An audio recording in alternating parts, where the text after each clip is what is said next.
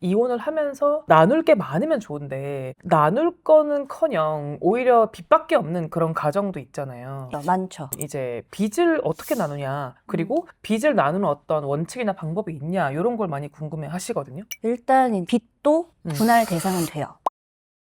네, 안녕하세요. 회생파산연구소 이상현 변호사입니다. 개인회생이나 개인 파산을 하시는 분들은 아무래도 빚과 뗄 수가 없잖아요. 그래서 오늘은 가정을 이루신 분들이 이제 이별을 할 때 겪게 되는 그런 많은 이슈들에 대해서 전문 변호사님을 모시고 한번 얘기를 나눠보려고 하는데요. 오늘 나와주신 최소연 변호사님은 법무법인 정양에서 가사 전문 변호사님으로 활동하시는 분이고요. 한번 짧게 소개 한번 부탁드릴게요. 네, 안녕하세요. 법무법인 정양의 최소영 변호사라고 합니다. 저는 지금 서울가정법원 전문가 후견인으로 활동을 하고 있고요. 무엇보다 이렇게 이혼하시는 분들 적극 환영합니다.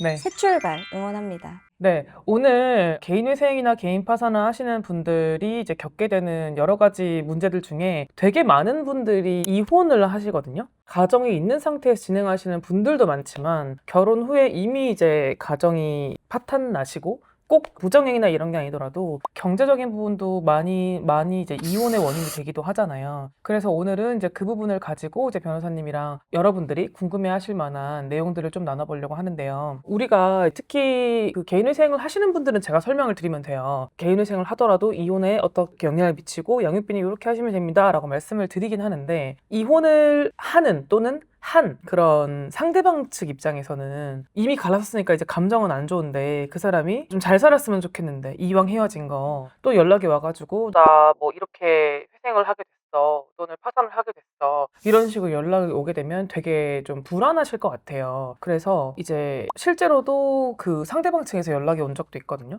제가 제 전 남편이 여기서 이제 회생을 한다고 하는데 제가 양육비를 제대로 받을 수 있냐? 아니면 이미 내가 이제 분할받은 그런 재산은 어떻게 되냐, 이런 이제 질문을 주시는데, 단도직입적으로 먼저 이제 여쭤볼게요. 우리가 이혼을 하면서 회생을 아직 뭐 했든 안 했든 이런 거랑 상관없이 이혼을 하면서 나눌 게 많으면 좋은데 나눌 거는커녕 오히려 빚밖에 없는 그런 가정도 있잖아요. 많죠. 그래서 그런 경우에는 이제 빚을 어떻게 나누냐, 그리고 빚을 나누는 어떤 원칙이나 방법이 있냐, 이런 걸 많이 궁금해 하시거든요. 어떠세요? 실무상으로 좀 하실 때? 일단 이 빚도 분할 대상은 돼요.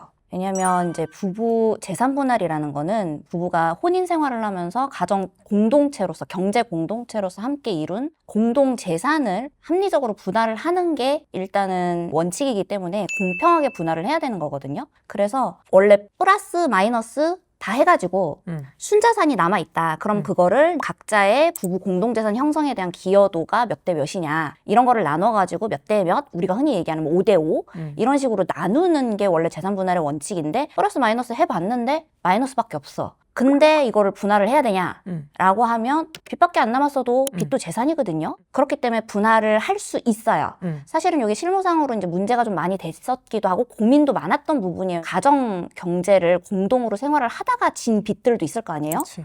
그거는 어느 한쪽이 부담을 하는 거는 불공평하잖아요. 그러니까 이제 이것도 공평하게 나눠야 된다라고 하면은 현재 채무 명의를 누가 가지고 있느냐를 보고 이제 누가 빚을 이만큼, 누가 빚을 이만큼 뭐 이렇게 가지고 있는 게 형평에 맞겠다라고 몇 대 몇 이렇게 계산을 하게 되면은 빚의 명의를, 채무 명의를 갖고 있는 사람이 빚을 더 갚게 되니까 그쪽에다 돈을 더 준다든지 그런 식으로 분할을 할 수는 있죠.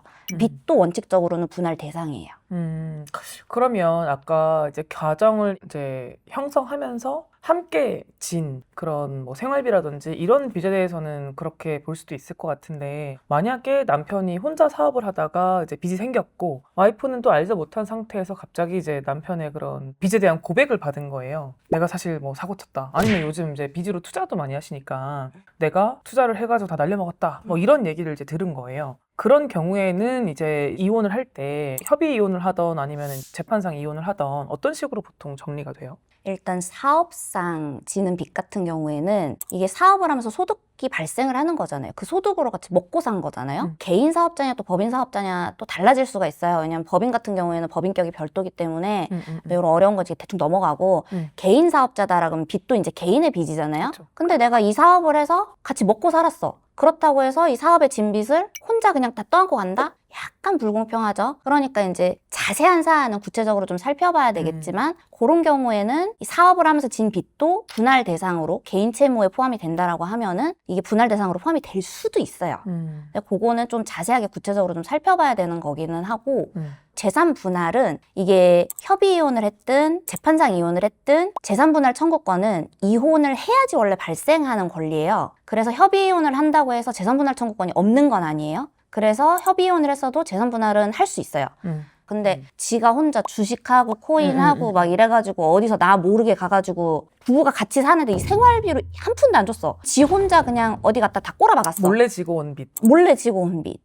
요거는 남편이 혼자 갚는 게 맞겠죠? 이거는 이제 부부 공동생활이랑 전혀 관계가 없는 빚이잖아요? 이렇게 해서 내가 이 투자 수익으로 같이 먹고 살았어. 뭐 내가 투자 수익도 뭐 부인한테 나눠주고 막 이랬어요? 그랬으면 모르겠는데, 그리고 부인도 투자하는 걸 알았고 그 투자를 가지고 같이 생활도 하고 알고 같이 투자를 했고 뭐 이런 모르겠는데 나는 몰라. 일절 몰라. 남편이 혼자 알아서 사고를 치고 왔어. 그것까지 부인이 함께 갚아야 되는 건 너무 불공평하잖아요. 이런 경우에는 이 투자로 받은 대출, 투자를 위해서 받은 대출 이런 게 부부 공동생활, 가정경제에 전혀 쓰이지 않았다라는 점을 입증을 하게 되면은 요거는 부부 가정 경제와는 전혀 관계가 없기 때문에 분할 대상에 포함을 안 시킬 수가 있어요. 그거는 분할 대상이 안 될 수도 있는 거죠. 그러니까 그거는 싸우기 나름인 거네요. 그렇죠. 대신에 입증을 좀 잘해야 되는 거예요. 이게 그럴 것 같아요. 왜냐면 내가 이제 기본적으로는 공동으로 만든 거라고 좀 보는 경향이 있는 건가요?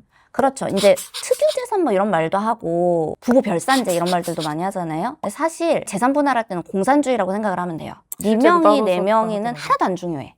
네 명인지 네 명인지는 하나도 안 중요하고 네 명의로 돼 있어도 그냥 플러스면은 다 합쳐요. 네 명이 플러스, 네 명이 플러스 다 합치고 네 명이 마이너스, 네 명이 마이너스 다 합쳐요. 그래서 플러스 마이너스 해서 부부가 공산주의처럼 부부 명의로 된 재산을 다 합쳐가지고 순자산 얼마 이렇게 나오면 그걸 가지고 네가 요만큼 형성하는데 얼만큼 기여했니? 너는 얼만큼 기여했니? 그걸 몇 대에 이렇게 나누는 거라서 사실상 명의는 크게 중요하지 않고 그 다음에 네가 진 빚, 내가 진 빚 이런 것들이 사실은 부부가 함께 경제 생활을 하면서 공동으로 형성을 했다라고 하면은 크게 중요하지 않게 되기는 해요. 근데 또 아내분 입장에서 그러니까 자꾸 이거를 이제 남편과 아내 사고 친 남편과 이제 그 물론 벼락 맞은 아내로 자꾸 비유를 해서 그렇긴 아내들이 한데 사고 치는 경우도 있어요. 네. 빚에 대해서는 이제 그렇게 생각할 수 있는데 벼락 맞은 그 아내 입장에서 아이랑 좀 살려고 하면 얼마 남지 않은 그 재산을 내가 좀 가져가고 남편의 신용만 사고친 그 남편은 이제 회생을 하든 말든 어쨌든 이제 남아있는 그 조그만한 거를 내가 아이를 키울 테니 이제 아이는 내가 데려가고 조금 남아있는 그 보증금이나 뭐 이런 것들을 이제 내가 단독으로 전체를 다 가져가는 방식으로 좀 그런 걸 많이 선호를 하시거든요. 왜냐면 오히려 많으면은 넉넉하게 서로 나누면 되는데 진짜 얼마 안 남은 뭐 보증금 조금 아니면 아파트 한 채 막 이렇게 남아있는 경우에는 또 남편 쪽에서도 그래 뭐 내가 잘못했으니까 그리고 또 아이가 아직 어리고 클 날이 좀 있으니까 이거 좀 주고 싶다 이런 생각을 하시는 분들도 많아요. 근데 실제로 이렇게 하고 싶다라고 하면은 보통 어떻게 이제 상담을 해드리세요? 일단은 이게 다 별개예요. 이혼을 할 때 위자료 별개, 재산 분할 별개, 양육비도 별개예요. 그런데 이제 보통 귀책 사유가 있는 사람, 잘못한 사람이 내가 잘못했으니까 내 재산을 맞아. 다 몰빵을 해주고 그다음에 빚만 내가 다 안고 가겠다. 근데 이렇게 되면은 문제가 뭐가 되냐면 이 사람의 채권자의 입장에서 봤을 때 이 새끼가 갖고 있던 재산을 마누라한테 다 주고 지는 빚만 갖고 왔네? 라고 하면 이 채권자는 되게 억울해지는 게 생길 수 있잖아요. 그렇죠. 그렇기 때문에 이건 사행위가 될 수 있어서 조금 위험해요. 이건 변호사랑 상담을 좀 해보셔야 돼요. 왜냐하면 적절한 재산 분할 청구권은 당연히 있죠. 있는데 너무 말도 안 되게 몰빵을 해준다? 그렇게 되면은 이거는 형평에 맞지 않잖아요. 그 경우에 실무상은 말려요. 솔직히 협의이혼 하시라 그러죠. 재판상 이혼으로 하게 되면은 그 몰빵이 절대 안 되고 그러면 이미 몰빵하고 나서 찾아와서 이거 혹시 사회행위냐라는 채권자의 질문에는 어떻게 얘기하세요?